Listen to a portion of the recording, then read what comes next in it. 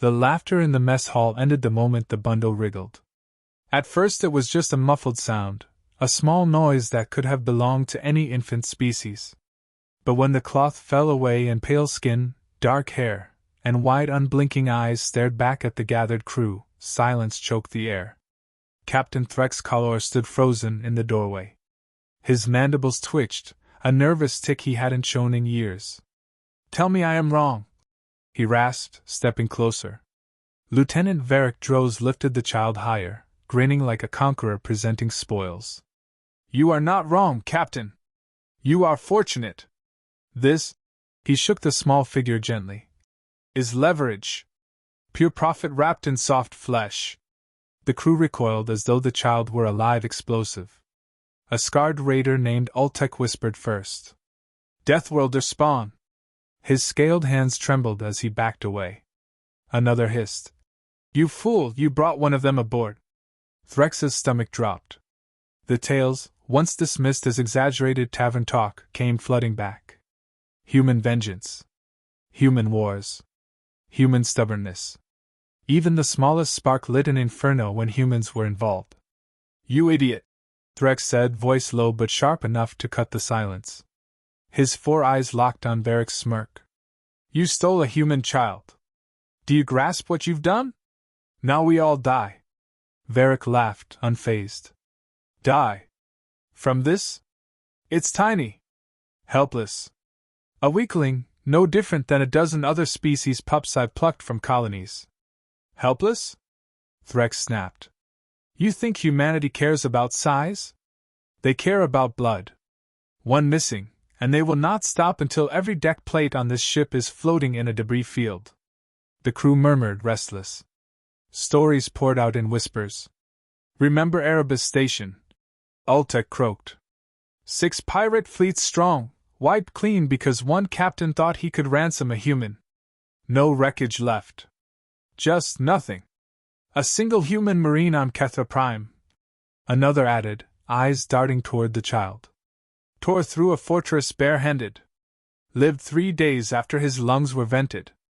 3 days. The child blinked slowly, gaze sweeping across the terrified crew. It did not cry. Did not squirm. Only watched.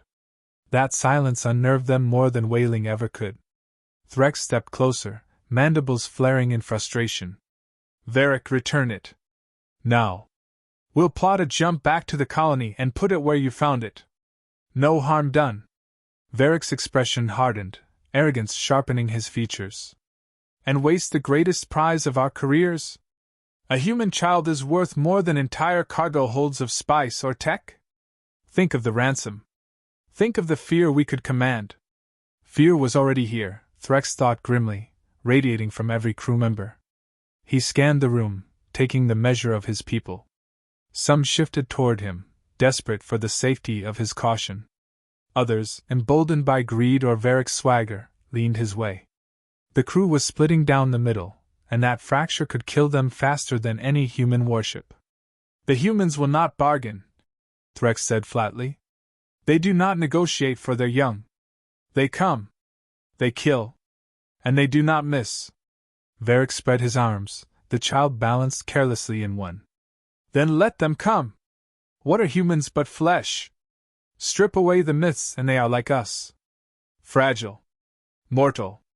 I refuse to quake because of ghost stories told in dive bars." The crew's tension thickened like smoke. Some nodded weakly, seduced by his bravado. Others looked sick at the thought. The ship's console crackled suddenly over the intercom. "Captain," the helmsman stammered. "We're picking up faint signatures. Long range. Could be human patrols." A hiss swept the mess hall. Threx felt every gaze turn to him. "Already?" Ultek groaned. Threx's mind raced. The colony couldn't have reported so quickly. Unless humans had anticipated raiders, unless patrols had been nearby. Their reputation for appearing when least convenient was not undeserved. He rounded on Varric. "Do you hear that? They're already hunting. We have hours at best. Give me the child." Varric clutched it tighter, eyes flashing. "No. This is my claim. I took it. And I will decide how it profits us. The crew erupted into argument. They'll gut us all. Better fortune than fear. Humans will flay us. Ransom will make us kings. Voices overlapped, the din swelling until Threx slammed his clawed hand against the bulkhead, denting the metal. The room stilled. Enough! He roared. This ship flies because I command it. This crew breathes because I lead it. And I say the child goes back before we all burn. For a moment, silence. Then Varric leaned in close, his smile venomous. Perhaps, Captain, it is time the Skull Fawn had a leader who does not tremble at shadows. The challenge hung in the air like a blade. Threx met his stare, unflinching.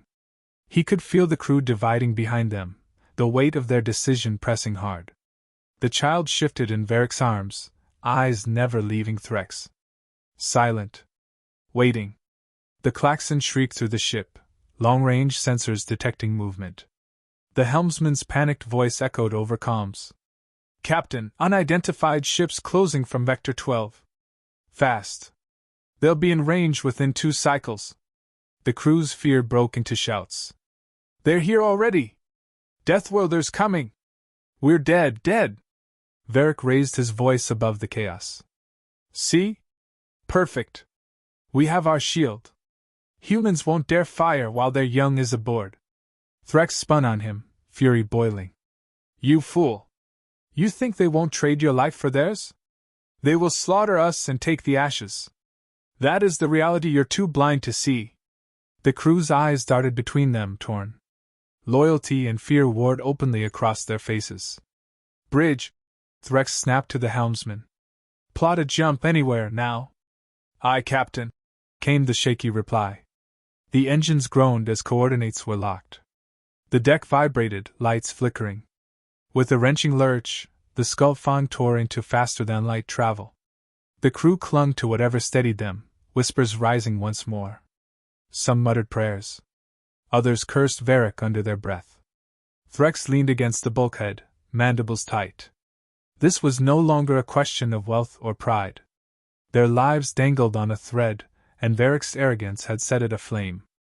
The child sat nestled in the lieutenant's arms, quiet as the void, its wide eyes reflecting the dim red lights of the mess hall. Watching. Always watching. And Threx knew, deep in the cold pit of his chest, that humanity was already on their trail. The Skull Fawn tore through faster-than-light corridors, its hull groaning with the strain of an emergency jump. When the ship steadied, the crew gathered in uneasy clusters across the decks. The air felt heavier than recycled oxygen should allow, as though the very presence of the child pressed on every chest. Captain Threx Kalor sat on the command chair, claws tapping the armrest in a restless rhythm. His thoughts spun around a single truth: the humans were coming. No matter how far they jumped, the child's absence was a beacon. Varric Droz leaned against the bulkhead beside the bridge, arms folded, the infant cradled casually in one hand. His smirk hadn't faltered since the argument in the mess hall. No pursuit, he observed, voice smug. Perhaps the great predators of legend are nothing but smoke after all. Threx turned, mandibles flaring. You mistake silence for safety. They don't chase blindly. They hunt. When they come, it will be sudden, and it will be final. A ripple of unease passed through the crew. Some nodded toward their captain, but others glanced at Varric, hungry for reassurance, desperate to believe in a lie. The child blinked, unafraid, gaze sweeping over consoles and faces alike. One technician swore the lights dimmed whenever its eyes lingered too long. Ultek, the scarred raider, finally spoke. Captain, the men are restless. They whisper of curses. The ship feels wrong since it came aboard. It is not the child, Threx growled. It is the humans who will follow it. Varric laughed, sharp and cutting. Superstition. Threx wants you trembling in corners so his fear looks like wisdom. Listen to me instead. This, he lifted the child higher, is our chance. Ransom or bargaining chip, doesn't matter. Either way, this little creature is worth more than any raid we've ever pulled. A chorus of mutters followed.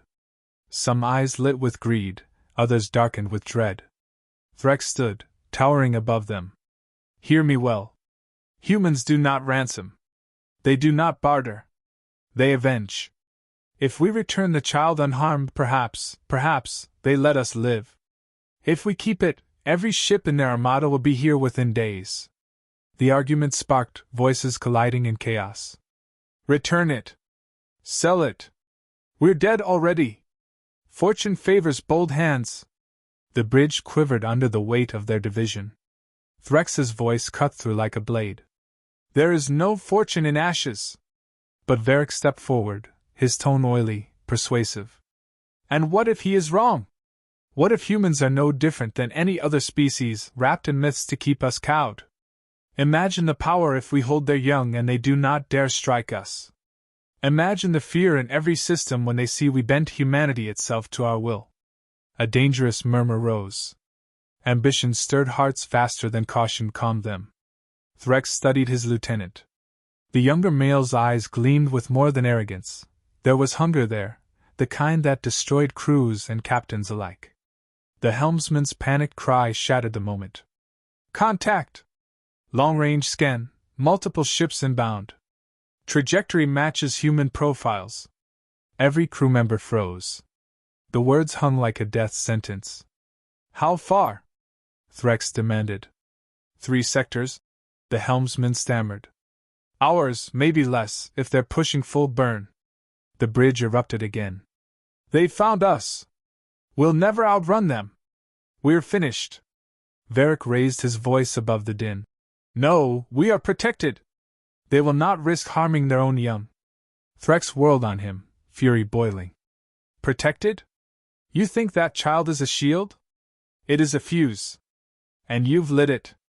The crew split visibly now, half clinging to Threx's grim authority, half to Varric's intoxicating bravado. Tension snapped when Varric moved toward the captain's chair. You're weak, Threx. You hide behind caution, but fear cannot lead us. I will. Mutiny. Blades hiss free, energy pistols drawn. The bridge became a powder keg, every glance a spark. Threx's instincts flared. He lunged at Varric, claws out. The lieutenant twisted, fast, but Threx's bulk crashed into him. The child tumbled to the deck with a soft thud, startling gasps from every throat. Varric struck back, fists and claws slashing, his movements quick with youth. Threx countered with brutal strength, years of combat etched into every strike. They grappled, snarling, until Threx slammed Varric into the console hard enough to crack it. Sparks flew. You endanger us all! Threx roared, pinning him. Varric spat blood, grinning even as he struggled. And you would have us grovel like worms. Better to burn as kings than crawl as cowards. The crew hovered, weapons shaking, unsure of whom to back. The child, forgotten on the floor, sat up. It did not cry. It only watched, those dark eyes unblinking, ancient in a way no infants should be. Pirates swore the temperature dropped in that gaze. The fight ended when alarms screamed. Sensors blared proximity warnings. Human ships had accelerated, faster than expected. They'll be in system in 1 cycle, the helmsman wailed. Threx shoved Varric back, chest heaving. He turned on the crew, voice iron. Choose.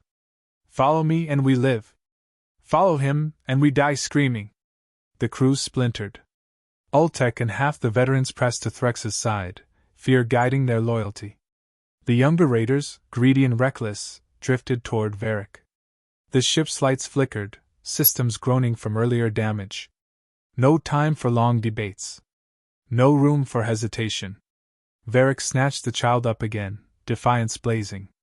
With this in hand, they cannot touch us. Threx's mandibles clicked hard. You doom us all. The klaxon screamed louder. Human signatures were too close now, their precision terrifying. The crew stared at their captain, torn between hope and despair. Threx knew there was only one path left. To survive, he must reclaim the child and force surrender before the humans closed their jaws. But Varric's grip tightened, and the ship trembled with division. The Skull Fawn drifted into normal space, its hull shuddering from the strain of repeated jumps. The deck vibrated with failing stabilizers, panels flickering, alarms whining without pause. Fear spread like contagion through the corridors. The crew's eyes darted constantly toward the bridge displays, waiting for the inevitable. It came. A sharp tone cut through the noise. The helmsman's voice cracked. Contact! Human Fleet Vector 10. They've already encircled us. The main screen blazed to life, revealing shadows sliding from the void, sleek warships, hulls black with matte armor, angles that devoured starlight. Each ship dwarfed the Skullfang, and there were more than a dozen. Their formation was flawless, weapons already charged, aimed directly at the pirate vessel. The bridge fell into silence. Nobody breathed. Varric stepped forward, the child clutched to his chest like a talisman. His grin was forced now, twitching with strain. See? They wait. They hesitate. Threx's mandibles clicked in disbelief. They're not hesitating, you fool. They're measuring how small we are. A voice cut across the bridge speakers. Calm. Steady. Unforgiving. Unidentified vessel. You are in possession of a human child. Return the child immediately. Failure will result in extermination. The crew flinched. The human officer's tone was not loud, not angry. It was precise. Final. Varric seized the moment, raising his voice to rally the fearful. We hold the only thing they want. They cannot risk destroying us. We are untouchable. Untouchable? Threx snarled. Look at them. Their guns are already primed. They're ready to erase us the moment you falter. The crew's nerves frayed, snapping one by one. Some shouted to surrender, others begged Varric to stand firm. The bridge became a storm of voices until Threx roared above them. Enough! This is not a negotiation. This is a death sentence, unless we obey. Varric's face twisted. His grip on the child tightened. Coward! You would throw away our only advantage? Advantage? Threx stepped closer, voice cold. That child is not a shield. It's a weight dragging us into the abyss. The human voice returned, clipped and emotionless. You have 1 minute. The words froze every muscle on the bridge. 1 minute. Varric's eyes darted, wild now. They're bluffing. They must be bluffing. They wouldn't. Threx struck before the lie could spread. With sudden violence, he lunged, claws flashing. The two collided, the child tumbling from Varric's arms. Gasps erupted as it rolled across the deck, unharmed but staring, silent as ever. Varric lashed out with a blade, fury blazing. You'd kill me for your fear. I'll kill you to keep us alive. Threx spat, slamming him into the deck. The fight was brutal, fast. Varric's youth fueled his strikes, but Threx's experience turned each blow aside. With a final surge, Threx drove his claws through Varric's chest. The lieutenant's eyes widened, the fight draining out of him in a wet gurgle. The bridge went silent but for the hiss of cooling blood. Threx pulled free, breathing hard, then barked. Pick up the child. A trembling crewman obeyed, lifting the infant with hands that shook like leaves in a storm. Threx pointed to the shuttle bay. Prepare a pod. We return it now. No one argued. The mutiny died with Varric. Fear of the humans left no room for defiance. The comms crackled again. 30 seconds. The crew moved as though chased by fire. Within moments, the child was secured in a small shuttle, its systems armed for launch. Threx keyed the comm, voice steady despite the tremor in his chest. This is Captain Threx Kalor of the vessel Skullfang. We are returning the child. It is unharmed. For a long moment, silence. Then the human voice. Proceed. The shuttle launched, streaking across the void under the gaze of a dozen human cannons. The crew watched the screen in frozen terror as it reached the flagship. A tractor beam seized it, drawing it aboard. Then nothing. Minutes dragged like years. At last, the comms crackled one final time. The child is secure. If you ever touch one of ours again, you will not see us coming. Only silence where you once were. The channel cut. One by one, the human ships vanished into slipstream, their precision terrifying. Within seconds, only empty stars remained. The crew sagged in relief, though no one cheered. The air was thick with the knowledge of how close they had come to annihilation. Threx stood over Varric's corpse, mandibles clicking slowly. "Remember this," he told them. His voice carried through every corner of the bridge, sharp as steel. "No riches, no prey, no glory is worth the attention of mankind. We live today only because they chose to let us." The crew bowed their heads, not from respect, but from understanding. The Skull Fawn drifted in silence, scarred and broken, its legend rewritten not as a tale of plunder but as the ship that almost provoked humanity's wrath. Threx lowered himself into the command chair, exhaustion heavy. The stars stretched endless before them, but he saw only one truth now: in a galaxy full of predators, humanity remained the apex. And they had survived, not by strength, not by cunning, only by mercy.